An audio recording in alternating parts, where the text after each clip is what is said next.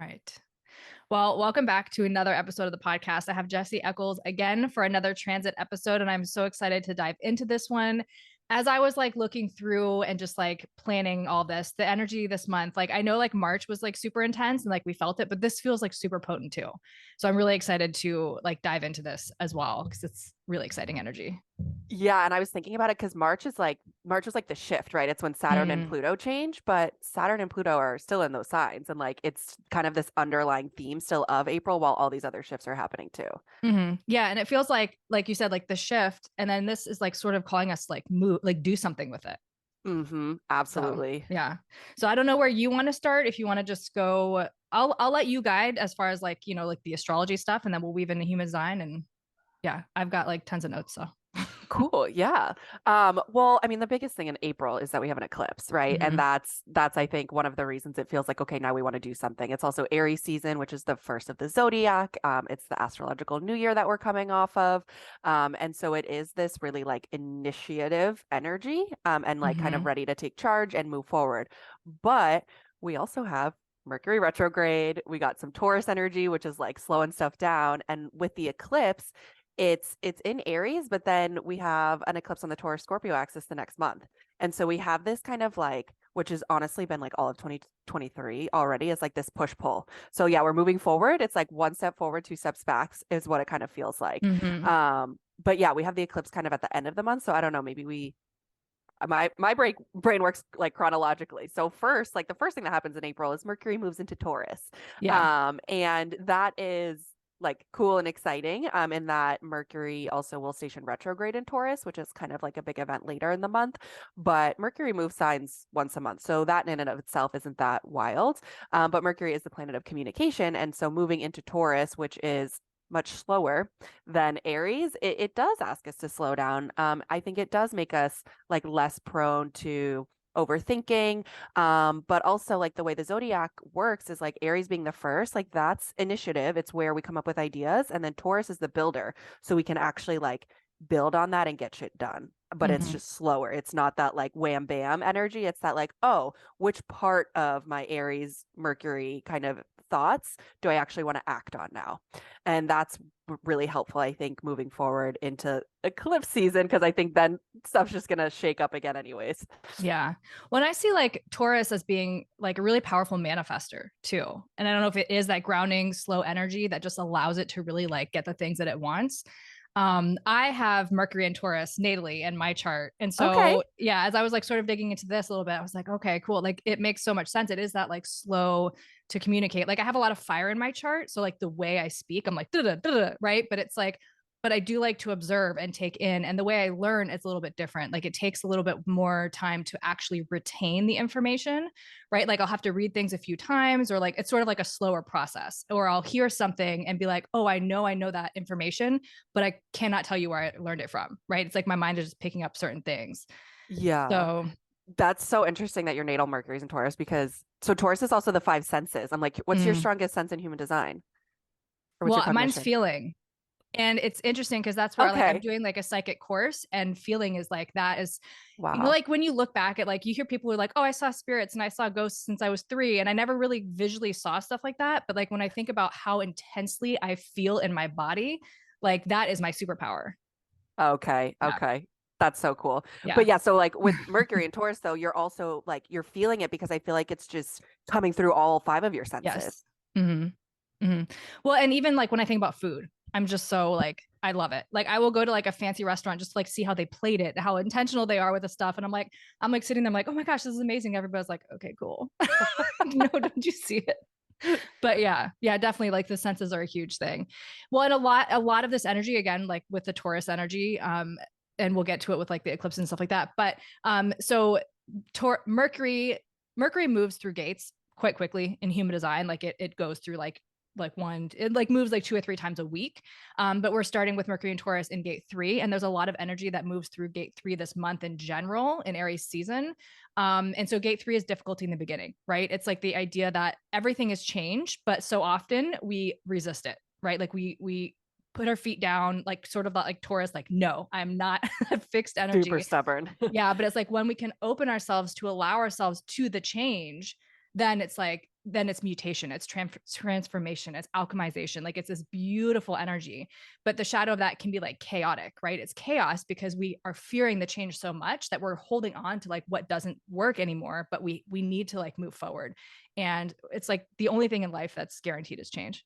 So it's like we have to just sort of like lean into this energy, especially this month is really calling us to like lean into this energy of change. And Taurus has really been tested with that because, like you said, Taurus it's stubborn. It's Mm. fixed. It's stuck in its ways. And we've had Uranus in Taurus for a while, and we've had the nodes and the eclipses in Taurus as well. So Taurus, like for not just the month of April, but for many years, has really been tested on being more open to change and being forced to change in ways that maybe they weren't ready for. But I think at this point now, especially with Mercury retrograde later this month, I think it's like April 21st, it starts. It's like that slowdown and that reflection period on all the change that happens. I think it'll be a nice reset for people, especially with fixed energy. Mm-hmm. Yeah. Yeah. Uranus has been sitting on my Mercury for like the last 2 years, I swear. Yeah. Yeah. I've been feeling it. That's so cool though that you're starting to really get in touch with like your psychic capabilities. Like Uranus is Mm. just like, all right, let's do it. Yeah. And it's really been the last, like, I would say for like really strongly the last year. And it's just been like sitting there, like swinging around. So yeah. Amazing. Well, do you want to talk about maybe Mercury retrograde since we're on Yeah. Mercury? Yeah. Yeah. Let's do it. So I'm guessing too with Mercury retrograde, like Mercury, you said will switch gates a couple times probably in human Mm-hmm. design, but Yeah. it'll probably wind up coming back potentially as far as to where it starts, depending on how it moves. But Mercury retrograde is one of those that I think pop astrology grabs onto, which is great, and that it gives people access to astrology, but it's super freaking annoying too at the same time, right? Because Mercury station retrograde at least 3 times a year, Mm-hmm. for 3 weeks. So it's not all that rare. In fact, all of the planets station retrograde. So it's nothing to fear. And so I just want to like get that out of the way. But it is a slowdown, and Mercury representing communication, representing the way that we think. It's why it's kind of a frustrating one because we can have miscommunications. We can like have technology issues. I swear every single time I, I try to like record a podcast or like do anything technologically with Mercury retrograde, it's just there's some weird glitch or something that's really not that surprising, right? Mm-hmm. Um, but with Mercury retrograde in Taurus, it's actually each year, wherever Mercury retrograde happens, it's usually in one element. So it's been in air signs for a couple years, Mercury retrograde. It was in Gemini last year. And so it really was around the way that we communicate. Air is the way that we communicate, it's speaking. And now moving into earth signs, I feel like it's actually quite grounding. It does help us like slow down quite a bit because earth signs, Taurus, Capricorn, and Virgo, they are like much slower. They are much more grounding and like, but you can also get really stuck. So allow this stuckness to be like that permission slip to slow down, reflect, and let go of like old ways of thinking, let go of old ways of doing things. And, I think there's been like a lot of pause in 2023. So I feel like a lot of people aren't going to want to hear like there's going to be maybe potentially more pause, but we're really at this shift collectively and energetically that it's like, okay to just like we're in this waiting like something big is going to happen in your personal life and in the collective that will just like eclipse season will start to trigger, so allow this Mercury retrograde to really let you slow down. Mm-hmm. And so when it starts, Mercury sits in gate 2 for like a full week. And again, usually Mercury moves, so it's bouncing back and forth. But so it's in gate 2, and gate 2 is the direction of the self. And so it's all about like coming back to that inner knowing within yourself. And oftentimes with gate 2, it's more like it's easier for us to see the direction of other people. Right. So it's like seeing that in others, but then coming back and like really tuning into that like heart led, heart centered space within yourself to really feel your direction and your purpose. And so that just feels really aligned to like what you're saying, like kind of like that stillness and that pause. It's like coming back and like really reflecting of like, what is my direction? Like, where do I need to be going right now? What moves do I need to be making? And taking that time to sort of like slow down and really kind of get clear on that before moving forward. It's so perfect and such like a segue also into the eclipse, although I do want to kind of come back maybe to the full moon. But the eclipses and the full moons that we're working with in April are Aries Libra, which is the self versus the other. So it's so Mm-hmm. aligned with that as well. Yeah. Yeah. It is. And I just wanted to make a point too. So that gate two, they use, so in human design, there's like this analogy of the vehicle. I'm sure you've heard of it, right? It's like you have the monopole, the magnetic monopole, which is the G center, right? The G center essentially holds your conscious and your unconscious side together. So we have this illusion of separateness, which is our conscious mind and our body.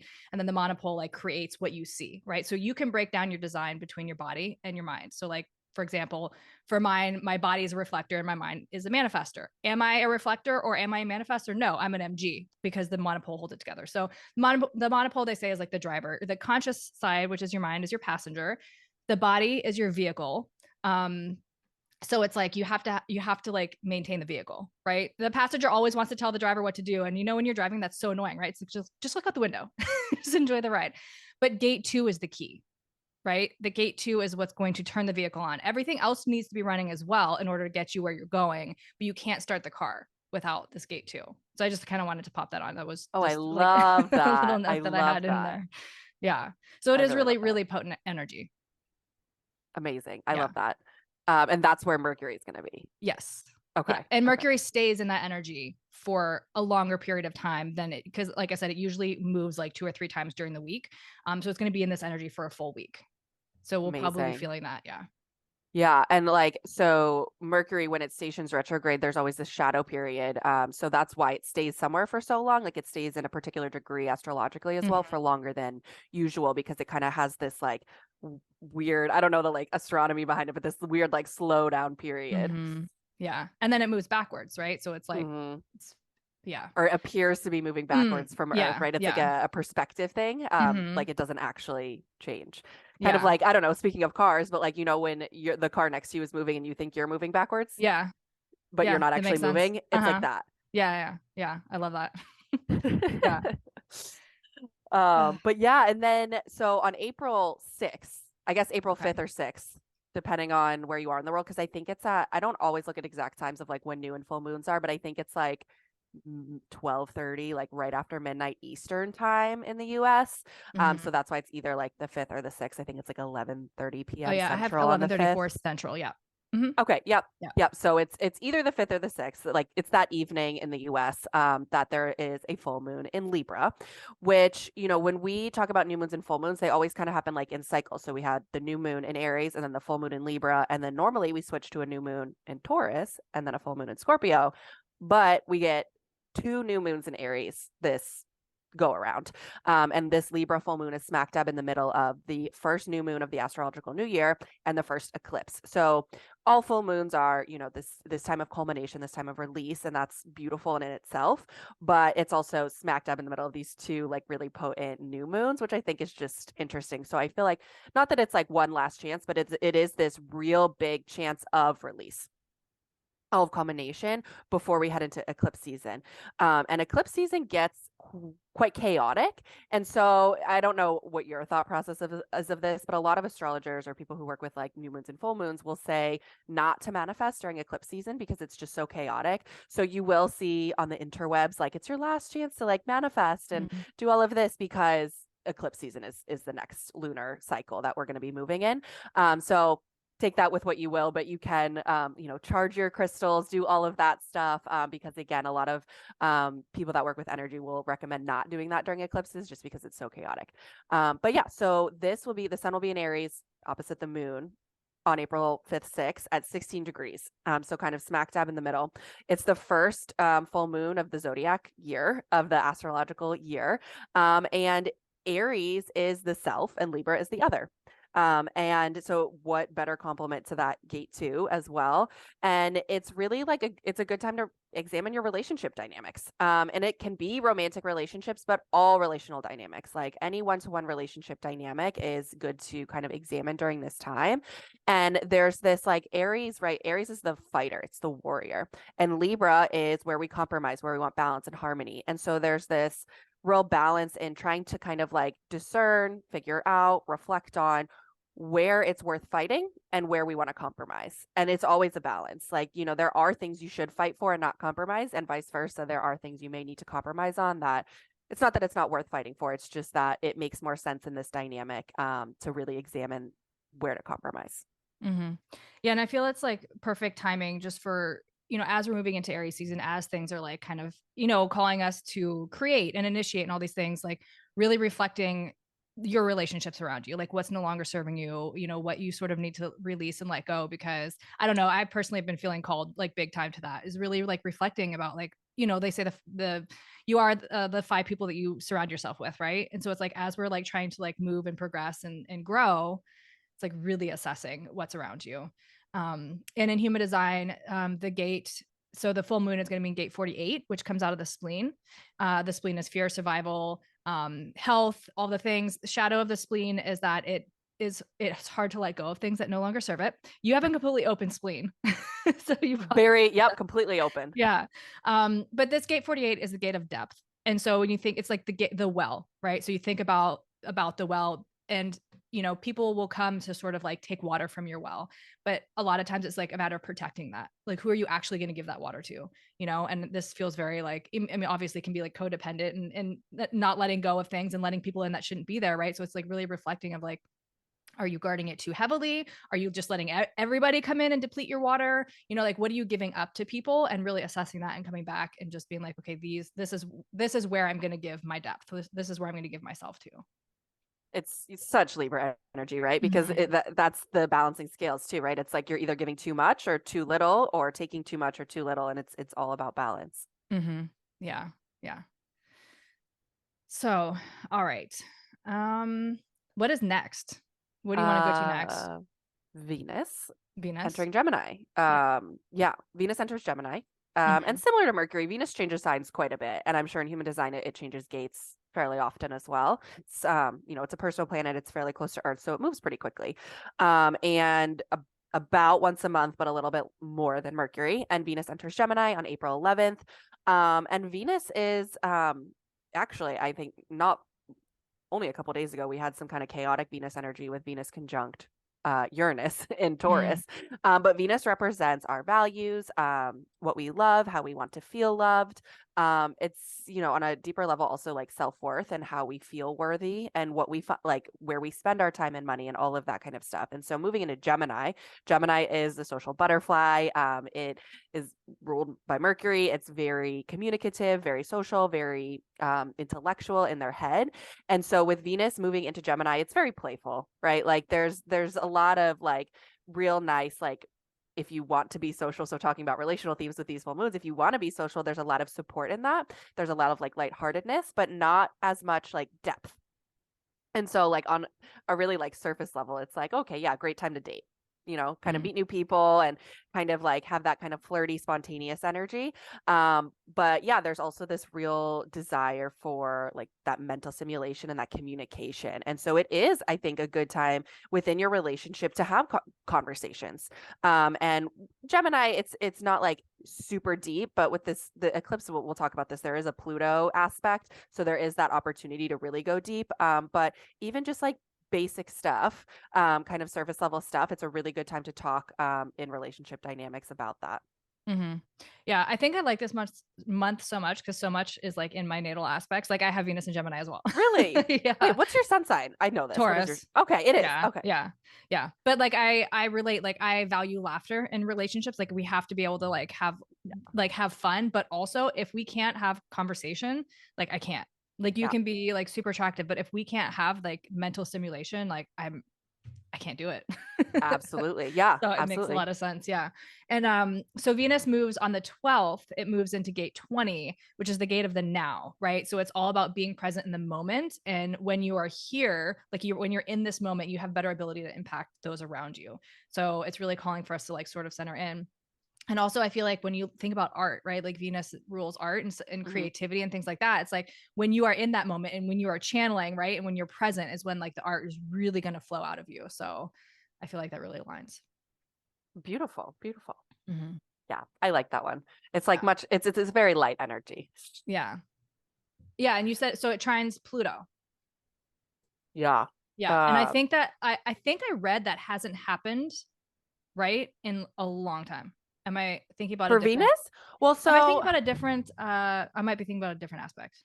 Yeah, because so like Venus, Mercury, the moon, the sun, the planets that move much more quickly, like all of those go through, well, the sun and the moon goes through every sign every month. But Mm-hmm. like Venus, Mercury, and the sun that all move through every sign pretty much every year, give or take maybe a month or two. Um, they're gonna have aspects to the bigger planets annually. Yeah. Like they're gonna conjunct the Well, bigger, right. oh, sorry, I completely interrupted you. No, go ahead. Well, I was gonna say just having like the two air signs like that, like Gemini and Aquarius, right? Like obviously Oh, Pluto hasn't been within in those Aquarius. signs. Yeah. Absolutely. So this Yes. specific like trine hasn't happened in quite some time. Absolutely. Yes. Mm, That's true. Yeah. I mean, because Pluto yeah. hasn't been in Aquarius since 1777. Right? 1777. Is that what you said last time? Yep. Yeah.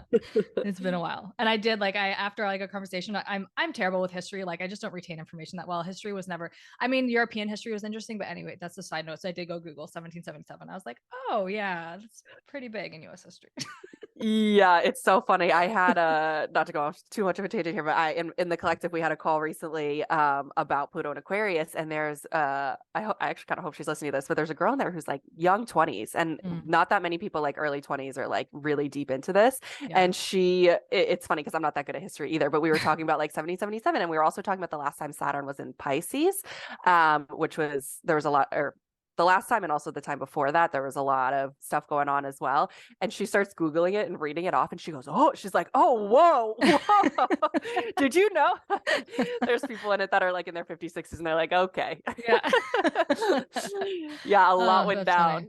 down. Yeah, for sure. So if anyone's listening, go Google it. Mhm. It's very it's intense. Yeah. Okay. So yeah, we have that aspect. So what would you like what energy do you feel like that would bring? So that trine, like Venus, Gemini, trine, Pluto and I, Aquarius.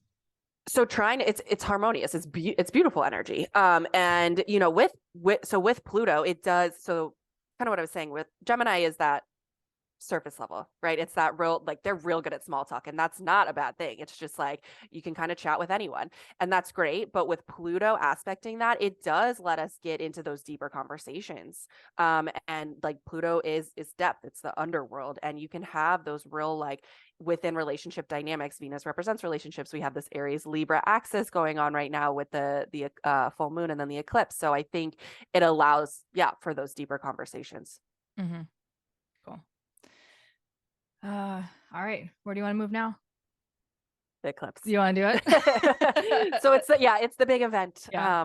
of April, and you know, not necessarily of 2023, but it is a big deal. Eclipses in general, I guess I'll give like a little bit of an overview just because this is the first one of 2023. But we do have eclipses every single year. And they're based on the nodes, the north and the south node, and like astronomically, like it makes it into mainstream media because a lot of times you can see it. It's when the earth and the sun and the moon all align, and depending on the type of eclipse, you kind of can't see the moon or the sun or whatever. But they happen on like axes. So we've been on the Taurus Scorpio axis since, oh gosh, 2021. At the end of November 2021 was the first, and then all of 2022. And we're going to have this kind of back and forth, which is why we have this like hybrid eclipse in 2023 between Taurus and Scorpio and Aries and Libra. Then 2024, we move fully into Aries and Libra and let the Taurus Scorpio eclipses go. So in April, we have the Aries New Moon, which is also the second new moon in Aries this year, within this season. So that's big in and of itself. And then the first week of May is when we also have a second eclipse on the Taurus Scorpio axis. So it's just like a weird dynamic that is moving back and forth. Mm.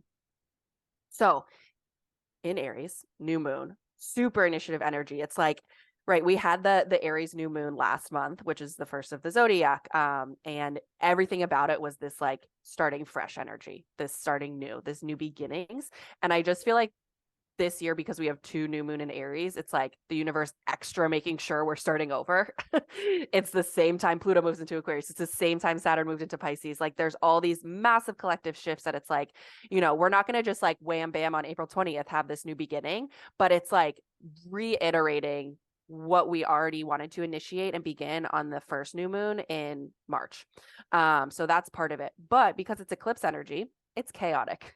Mm. And the reason it's chaotic is because it represents, or it's part of the north and the south node, and the nodes are karmic. And they do, I say this a lot, but like, I believe in free will. But when we start talking about eclipses and nodes, I feel like some of that gets taken away because it just helps realign us on our path much easier.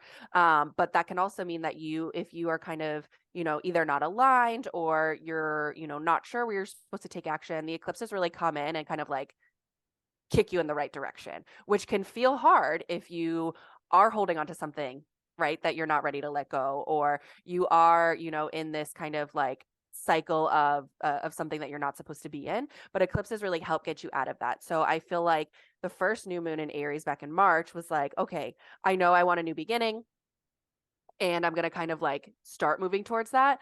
But if you haven't fully committed, this eclipse in Aries is going to like fully make you commit to that new energy. And then we have the Taurus Scorpio axis, which is like, it's fixed sign. So it's actually going to extra make you commit to that, because it's like in the cardinal signs with Aries and Libra, it's initiating energy. And then in the fixed signs, it's following through on that. And so I'm excited about it, because I feel like a lot of people are in this state of like, I know there's something next and I don't know what that is. And I think this is going to help us feel more clear on what that is and how to do it as well. Mm-hmm. So the nodes are still in Taurus Scorpio. Yes. Okay. At 29 degrees. 29 degrees. Okay. Okay. Okay. So the last degree, which is what it's just, yeah, it's a weird one astronomically. And they're still there until next year. They don't move into Aries Libra till next year. Yep. So we'll have in Scorpio Libra season in 2023, like this year, the same thing will happen where it'll flip back and forth. So normally when we have like eclipse season, you have the new and the full moon are both eclipses. So like last year in 2022, every Taurus and Scorpio new and full moon was an eclipse. Some of them were more exact than others, more full or more or some are more partial, some are more full. But because it's at 29 degrees, we get that beginning part of Aries Libra as well. Okay. My nodes are Aries Libra. So that's why I'm like, I was just curious if it was like actually dipping into that at all, or if it's just the energy of the moon is Aries. And so then the energy of the moon. Okay. Yep. So the nodes will officially move in 2024. Okay. Cool. Yeah. And then, so is which one's your north node? Aries. So it's your nodal return. Yeah. Is it? Yeah. Okay. Yeah. Yeah. That's exciting. It's funny. So last year I went to LA for my birthday, and I was so excited for it. I was just like, I wanted to have this like spiritual, like whatever. And I know the nodes were Taurus Scorpio. And was it the new moon? It must've been new moon or full moon then last year for the eclipse. It was a full moon. Okay. Well, so my birthday is May 15th. And on my birthday was whatever, I think it was a full moon. Okay. Where's the new moon? I can't remember. One of them. No, it was a full moon because you could see the moon because it was an eclipse. Yeah. Okay. So there was a full moon and eclipse on my birthday, and we went out to the beach. But that entire trip, I just felt so off. It was so intense. I was like, this was not a good idea to come out to LA and all this energy. Like, I mean, I had a good time, but it was just so intense for me. Like I couldn't like settle into myself and like really like just like relax while I was there. But yeah, I'd be curious to see how this is going to like bring it up. And so it's all in gate 3. So again, that gate 3 energy, difficulty in the beginning, change. And my north node is in gate 3. And it's square Pluto. And so Pluto is going to be having an effect, with its entire energy. So yeah, I feel like it definitely can be intense. It's like just like having Pluto in there and everything that's been going on with Pluto.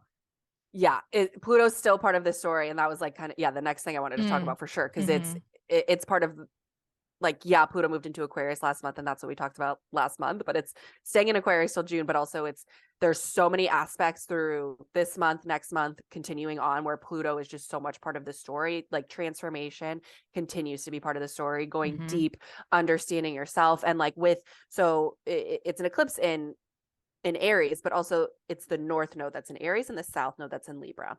And so the north node is where we're going, and the south node is what we're letting go of. And it's not that we necessarily need to just let go of all Libra energy or all relationships, but there is this real need and push to put yourself first, right? And there's with Pluto and Aquarius energy in general, it's like Aquarius is like it's collective, like it's very humanitarian. It's like the whole group, but it's, you know, the opposite of Aquarius is Leo. So it's like very much like if you put yourself first, that is what's helping the collective. That is what's helping your family. That is what's helping your community by putting yourself first. And having the North Node in Aries, it is a little bit of this like kind of selfish energy, but it's like so aligned with what's happening, and that like we have to take care of ourselves. We have to put ourselves first in order for like everything else to work out, because it's like we're just one piece of that puzzle. Mm-hmm. Yeah. Well, and that's, I mean, one of the shadows of Aries, right? Is selfishness. It's like on the complete opposite, or just like the extreme spectrum, like putting yourself first. Yeah. But I can, you know, as far as like the nodes being there, like that the Aries Libra, it is so easy to fall into the Aries like supporting role. I mean, no, sorry, Libra supporting Libra. role. Yeah. Like I've noticed that so much in my life, whereas like the It's call your to South actually Node. be a leadership is very uncomfortable, right? Where it's like, if I want to do like a live event, I'm like, oh my gosh, like it's just me, right? Like it's me having to lead and guide. And it's like, I feel the call to it, but yet it's also scary, right? It's easier just to like have somebody else be like, you do it, I'll support you, I'll show up. When you want me to talk, I'll talk, you know? So I definitely like really resonate with that. And I also like the older that I get, the more I feel that pull to just like stepping out and like filling that Aries role. But it's interesting. I mean, with your North Node in Aries, I totally see that now for you. And plus going into your nodal return, like you're gonna keep stepping more and more into that. And like it's not within our natal chart, it's not like that we're necessarily supposed to fully let go of our South Node. We're actually supposed to integrate that. And so you know, low road Aries is like icky leadership. It is that selfish, like I don't care about, you know, my employees. I don't care about the people I work with. But like, if you can really harmonize that Libra energy with Aries, and like collectively, this is true too with the nodes, it's like, and with Pluto moving into Aquarius, I really think we're stepping into this new era of leadership where it's not so hierarchical. It's not so like, you know, there is an independence in it, but there's a collaboration, and it's like integrating that all together. Mm-hmm. Yeah, it's like not being a dictator and just like actually ruling something from like empathy and compassion, and be like, we're all, you know, we're all in this together type of energy. Yeah. And like it's Mhm. really like this like embodied leadership. And that's almost like a cliche word these days almost, because it's just thrown around. But like Aries rules the first house, which is the body, right? And it's the ascendant, it's the body. And it's like literally like lead by doing, not by like telling, right? And so Mhm. you just leading by being you is leading in and of itself. It's not necessarily standing up on a podium or, you know, telling a bunch of people what to do. It's like really this embodied leadership. Mhm. Yeah. How often do we have our nodal return? Like, is this the first time I'm experiencing this in my life? Oh gosh, you're testing me now. So yes, it'll be sorry, how old are you? That'll help I'll me. be 37. Yeah, this will be your first time experiencing your nodal Mhm. return. You would have had a reverse nodal return 18 years ago, probably. Okay. Um, if I'm doing the math right. But yeah, so like just like a Saturn return, the nodes return. And so you would have had, yeah, it's like I think around around age like 18 is when you have a reverse nodal return. So like so your natal north node's in Aries, Mhm. it's when the south node was in Aries and the north Okay. node was in Libra. Yeah. Okay. Yeah. And Okay. then keeps going from there. Oh, yeah. A lot in my chart right now is like calling me to shift and change. And I've been feeling it like so much. And I'm just like, there's that part of me is like, I don't know what to do. Like, where do I go? But it's all for something, right? Like I always just like hold on to that. I'm like, it's all coming. And then like you just said, like being embodied within myself has been like slowing down and just being like, I just need to show up as myself authentically in whatever way that is. And just whatever's gonna happen is gonna happen. Yes. Like the sort of that surrender piece, which as an MG, you're an MG too, right? Yeah. That's Yeah. just like the hardest thing is just like surrendering. I'm like, what does that even mean? Like, how do I surrender? I just want to do and I want to do It's things the and build worst. things. Yeah. Well, and yeah, you're a Like, Taurus. yeah. Yeah. Yeah. So interesting. But yeah, and then like with Pluto involved too, because Pluto's making a square to this, Mm-hmm. and it is a harsh aspect. And I mean, I think squares are also supportive. They're not necessarily harmonious, quote unquote, like a trine would be, but it's like forcing you. So similar to like the nodes in general, it's like it it doesn't allow you to have quite as much free will, because it's just going to force you to do the thing Mm-hmm. and continue to transform. Mm-hmm. So for this new moon, so this hybrid solar eclipse, do you like are you of the opinion not to manifest or Like, how do you perceive that? Um, I think overall, yes, I am of that opinion. I don't want to be like hard and fast on that. Mm-hmm. But I think part of it is like, I don't know, what do you mean by manifestation even? Like, Yeah. it's not to I think there is a little bit more of a surrender and like an opening and less of a specific like I want this, because it kind of confuses the universe in a way. Mm-hmm. Or I think the other part of that is by wanting something specific or desiring something specific in eclipse season, it limits the possibilities of what could be. And because, you know, if you're really good in your manifestation practice, you can call in exactly what you want still on an eclipse, but I think it limits then things that you're not even aware of, not even in your consciousness of what the universe could bring in for you. Does that kind of make sense? Mm-hmm. Mm-hmm. What are your specific practices for new moons, full moons? Just out of Um, curiosity. Let me tell you, I am the worst astrologer ever because I honestly get stressed out there Mm, too often.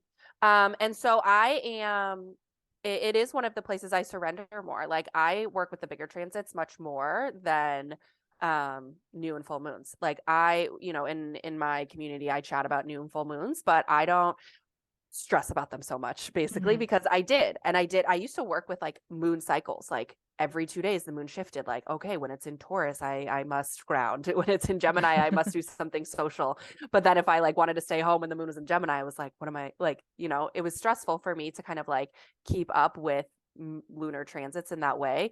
But new moons I will like, both new moons and full moons I'll journal for sure, mhm, and like around new moons it would be something that is more like intention setting, right? Like it's more of that beginning, like what do I want out of this energy? What do I want out of the next month?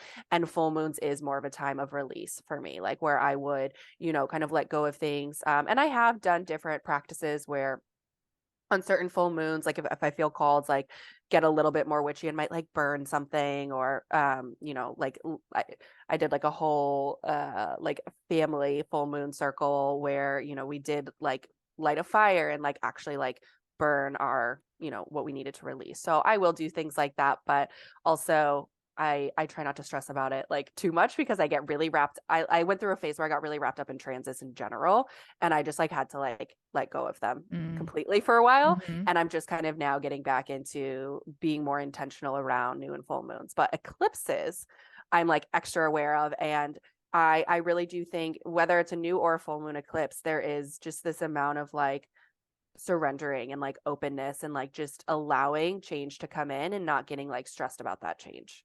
mhm. Yeah. And again, this gate 3 energy this month is just like really, really loud because, and gate 3 is one of the format channels. So it's like hugely, it's a really powerful energy within the human design system. And I just think a lot of this is just calling to that. But yeah, and I think like, I don't know, ever since I learned human design, like what, like 4.5 years ago, whatever, that the surrender piece has always been like, I'm just like, I don't, you know, like I said it, but you know, sort of like to that point of like, I think sometimes we can get so like in our manifestations, we're like pushing it. We want it so much, right? And Yes. it is that practice of this or something better, you know, like whatever the universe has in store for me, I'm just like open to it. Mm-hmm. And it's been really interesting. I've noticed like just in that shift of like, because I used to just be like, this is what I want and like write it all out, right? And then sort of like focus on that. But it's like in allowing just whatever, just like trusting the process in whatever way that means, just the opportunities and things that have been coming into like my field are just have been, I'm just like watching it. I'm like, this is really cool. Like, When it you starts know? actually working and you're Mm-hmm. like, wow. And there, but Yeah. yeah, But it's really yeah. hard for that surrender. That full surrender is really hard because then you're just like, well, but if I'm not doing anything, is anything going to happen? You know? And it's like when you Mm-hmm. actually do it, which again, this is a 4.5 year process for me. And I'm just now, like since March, actually embodying that surrender piece and just seeing what happens. It's like, it does work. You just, you know, it's hard for your ego to actually be like, okay, I'm going to give it up to you. Just show me the way. Absolutely. And like I kind of just want to like sit on that for a second because like 4 years, like, and for me too, I think I really started down this whole astrology human design path like 2019, maybe Mm, 2018, if I'm being generous, like where I was like actually working with it, right? Like you can learn it. It's so easy to memorize. Well, mm-hmm. maybe not for everyone, right? But like the way my brain works, I'm like, Yeah, okay, yeah, I yeah. can memorize this. This is great. I got all the facts, but like it doesn't mean anything. And like human design is an experiment, right? Like it's like it Mm-hmm. doesn't mean anything unless you're actually like playing with it, right? And it can be like playful, it can be fun, it doesn't have to be stressful, but it takes a long time for it to like work, right? And for Yeah. it to like actually integrate into you on a cellular level, and for the universe to start responding. It's not just like, oh, I found this one, you know, new moon and I made this one manifestation and it's just like boom. It's like, no, we have to completely reprogram how we work in the world, because, you know, we've just been taught so many ways that have been so unhelpful, and have to really reprogram that, and it takes time to really get there. Yeah. And like you said, human design goes on these 7-year cycles. And it's the idea is that literally every cell in your body renews after a 7-year cycle. So like you said, on a cellular level, I don't know why that word is so hard for me to pronounce. We are like making these changes. And for the first like 2.5 years that I met like that I found human design, I learned. And like you said, it's I can memorize all the gates and I can spit it out to like whatever. And that's what I did for like, I was like, I have to know everything. But then it was still like, it wasn't connecting in a way that was like genuine because I wasn't taking time to experiment with it. Right. And so, yeah, as you go through it, I just feel like human design will reveal itself to you in an embodied way as you just like slow down and like let it happen. So it's like, I knew I memorized everything about the solar plexus, but like I wasn't embodying it in my own self. Right. Cause I'm emotional authority, but I just was, it was like, oh yeah, I ride this wave, haha, like whatever. But I was still impulsively acting from my root, right? Like it was just a whole thing. So it's like, and even in this, this initiating and slowing down and creating and all the energy that is this month, I just feel like, yeah, I don't know. I think those are big themes, right? Like that surrender and that change Yes. and just like letting it happen feels really Yes, powerful. it does. Yeah. And it surrender's hard, right? Especially as Mm-hmm. manifesting generators. It's this word, right? That like, what does it really mean? Right. And I posted about this so many times about like, okay, I'm supposed to rest, but like, what does that mean? Like I'm supposed to stare at a wall? Like now I feel very anxious right now, right? Like what does that really mean? And I mean, I still don't have like words to really explain it, but it's something that you do have to just like experience, right? And like Mm-hmm. we've had like a lot of like, personally speaking, like I have a lot of like IC transits, which I was like nervous about because I was like, oh, this is going to be like deep psychological stuff. But so far, it's been like literally my physical home, Mm-hmm. which is quite unsettling in a different way. And we've had a lot of stuff thrown at us in our like physical home where we've just like dealt with mold issues and like lots of construction. And like, you know, I have a 4-month-old and it's been really unsettling having like people in and out of our home and like all of these types of things. It's like, I was like, when stuff started happening, I was like, okay, what's the best way to go about doing this? Like, I was very like action oriented around it and like trying to figure it out. And like, what's the best way to structure our finances? What's the best way to like schedule this out? What's the best way to like work with this person and that person? And it was just like very like action oriented. But like, it wasn't until, and I surrendered, like, but it's like, once I stopped trying to figure it out and like figure out why it happened, figure out, you know, I was like, why is this even happening to us? It's like you don't even need to like stress about all of that. It's just like kind of like taking a step back and like letting it, you know, open and like flow. And it's like that's when we actually wound up having enough money to pay for it. That's when we actually had the space for contractors to come in our home. Like that's when things started actually like moving forward. It's still like a stressful, annoying situation, but it's now working out in a way ever since I stopped like trying to fix it, stopped trying to figure it out, that like Mm-hmm. now it's just like working out. Yeah.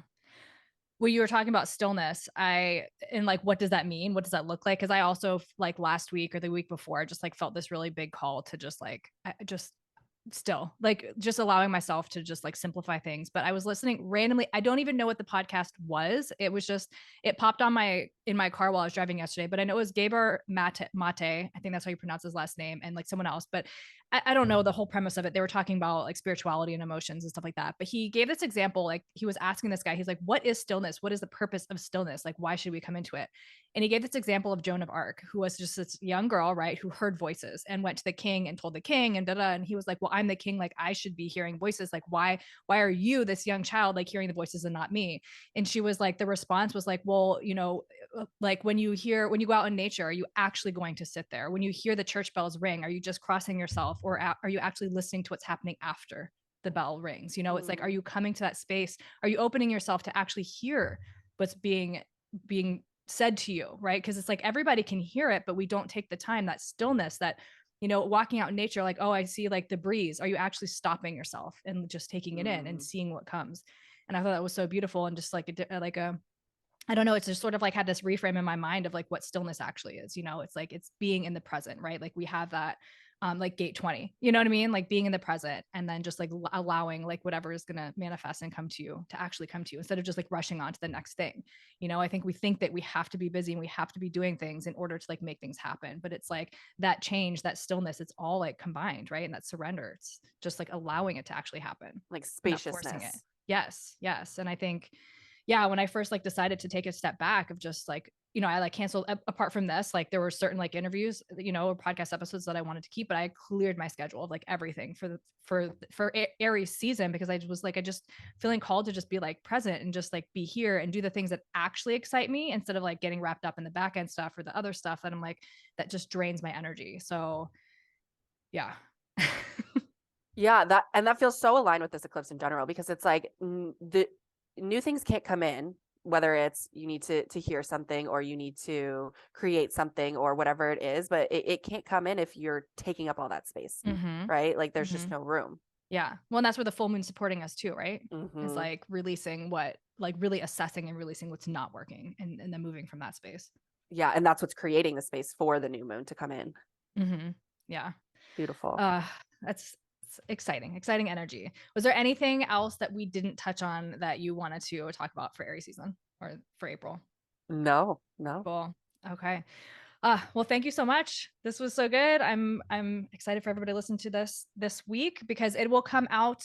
What is Thursday? I think it comes out on the full moon. I Oh, think. amazing. I think that's what Thursday is, April 6th. Yeah, I'm not sure, but yeah. I don't know. I don't know either. I was gonna go look, but yeah. Well, if Yeah, this, the it'll 5th be is Wednesday, the 6th is Thursday. There we go. okay. And the full moon is the 6th, right? Or is it the 5th? Yeah, that it's at midnight basically. Oh yeah. Okay. So technically the 6th. So if you're listening to this on Thursday, you're still within that full moon energy. So yeah, I would say Totally. like take some time to release and to journal. And that's kind of been my practice, is just Yes, journaling and not necessarily forcing myself to do this whole like ritual or anything like that, but just whatever feels good. So, absolutely. all right. Well, thank you so much. Thank you. Of course.